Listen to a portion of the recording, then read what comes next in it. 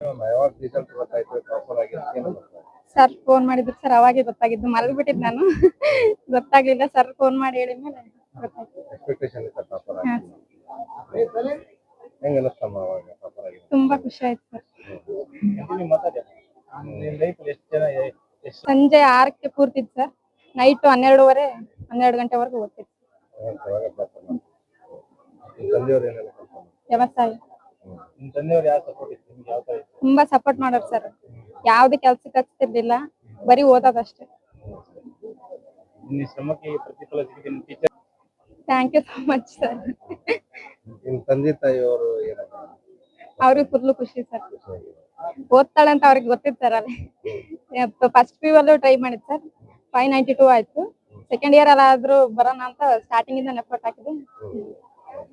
Next ಏನು ಓದ್ಬೇಕು degree next ಏನ್ ಆಗ್ಬೇಕು ತಹಶೀಲ್ದಾರ್ ಆಗ್ಬೇಕಂತ. ತಹಶೀಲ್ದಾರ್ ತಹಶೀಲ್ದಾರ್ ಆಗ್ಬೇಕು.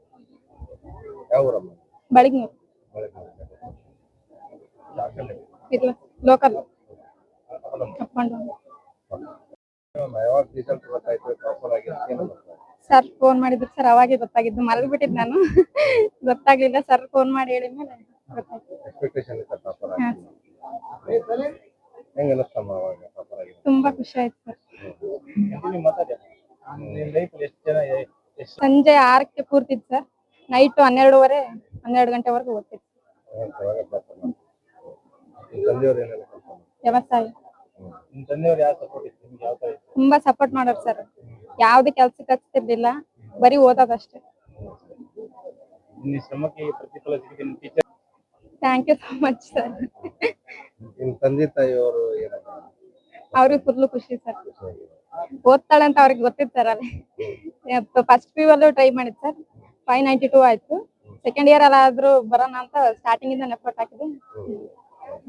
ನೆಕ್ಸ್ಟ್ ಏನು ಓದ್ಬೇಕು ಡಿಗ್ರಿ ನೆಕ್ಸ್ಟ್ ಏನ್ ಆಗ್ಬೇಕು ತಹಶೀಲ್ದಾರ್ ಆಗ್ಬೇಕಂತ. ತಹಶೀಲ್ದಾರ್ ತಹಶೀಲ್ದಾರ್ ಆಗ್ಬೇಕು.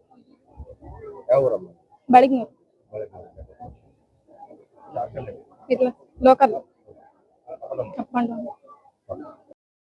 ಯಾವಾಗ ರಿಸಲ್ಟ್ ಗೊತ್ತಾಯ್ತು ಟಾಪರ್ ಆಗಿ ಏನು ಸರ್ ಫೋನ್ ಮಾಡಿದ್ರು ಸರ್ ಅವಾಗೆ ಗೊತ್ತಾಗಿದ್ದು ಮಲಗಿಬಿಟ್ಟಿದ್ದು ನಾನು ಗೊತ್ತಾಗ್ಲಿಲ್ಲ ಸರ್ ಫೋನ್ ಮಾಡಿ ಹೇಳಿದ್ಮೇಲೆ ಗೊತ್ತಾಯ್ತು. ಎಕ್ಸ್ಪೆಕ್ಟೇಷನ್ ಇತ್ತ ಟಾಪರ್ ಹಾ, ಆಗಿ ಹೆಂಗ ಅನಿಸ್ತಮ್ಮ ಅವಾಗ ಟಾಪರ್ ಆಗಿ ತುಂಬಾ ಖುಷಿ ಆಯ್ತು ಸರ್.